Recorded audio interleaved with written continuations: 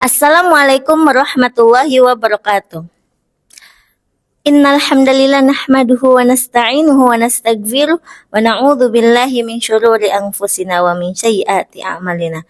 May yahdihillahu fala mudhillalah wa may yudlil fala hadiyalah.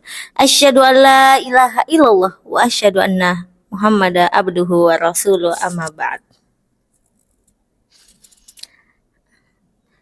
Teman-teman,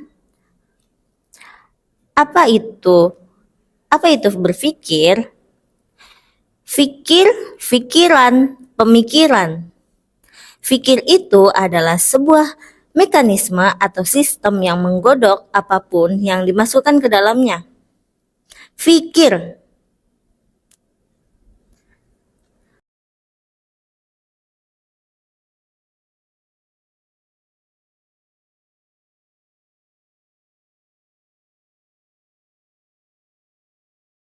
Artinya proses kamu mikir pakai akal, bukan merenung, menimbang, dan menyambungi informasi. Contohnya, kamu mikir kenapa hidup rasanya berat. Itu kamu lagi mikir, itu kamu lagi pikir. Pikiran.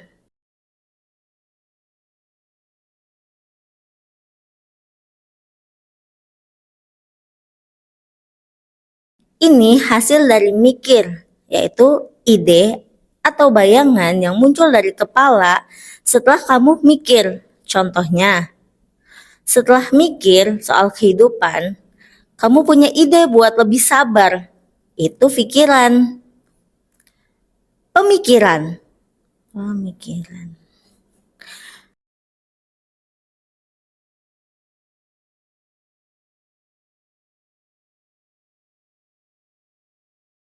Ini kumpulan pikiran yang udah disusun rapi jadi satu sistem atau cara pandang.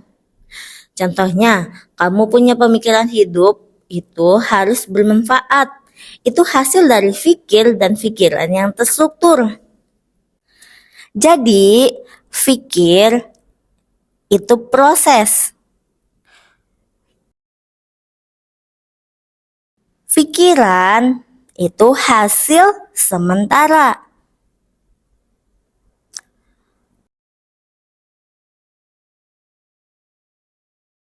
Pemikiran kerangka tetap.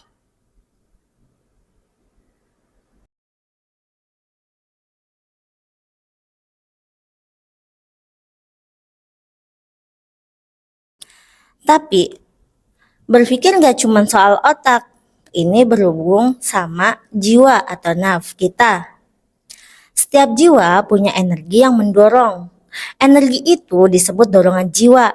Dan dari situlah muncul yang kita kenal sebagai motivasi. Dorongan kuat dalam diri untuk melakukan sesuatu. Makanya kalau jiwamu dipenuhi pikiran baik dan terarah, dorongan yang lahir juga positif. Jadi semangat belajar, semangat ibadah, semangat jadi bermanfaat. Tapi kalau jiwamu sudah kehancuran, pikiran jelek atau hawa nafsu, dorongannya bisa rusak seperti gampang marah, dendam, iri, malas, cemburu buta. Jadi semua sifat kebiasaan, bahkan karakter kamu lahir dari dorongan jiwa ini. Itulah kenapa penting banget untuk jaga pikiran, karena pikiran buruk akan meracuni jiwanya. Ada 7 tips langkah berpikir sehat dalam Islam. 1. Patuh atau takwa. Langkah pertama adalah takwa, taat sama Allah, lalu Rasulnya, orang tua, dan guru. Tanpa patuh, pikiranmu gampang diseret nafsu. Jadi sebelum belajar mikir yang rumit, pastikan hatimu tunduk dulu. 2. Iqra.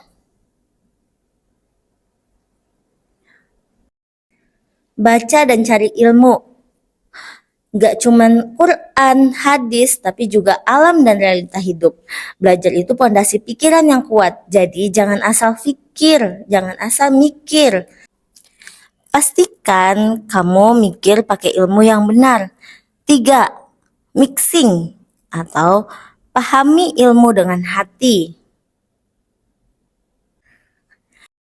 Ilmu gak cukup cuman dibaca, harus dihayati, dirasakan. Baru ilmu itu bisa menempel dan jadi bagian dari diri kamu. Ilmu yang dihayati itu bakal mengubah cara kamu melihat dunia. Yang keempat, fighting.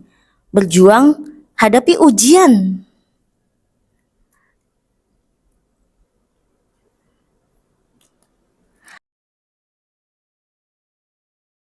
Pahami yang benar akan ujian. Surat Al-Ankabut ayat 2 ini menegaskan bahwa setiap manusia yang beriman pasti akan diuji untuk menguji kualitas keimanannya. Setelah paham, kamu pasti akan diuji.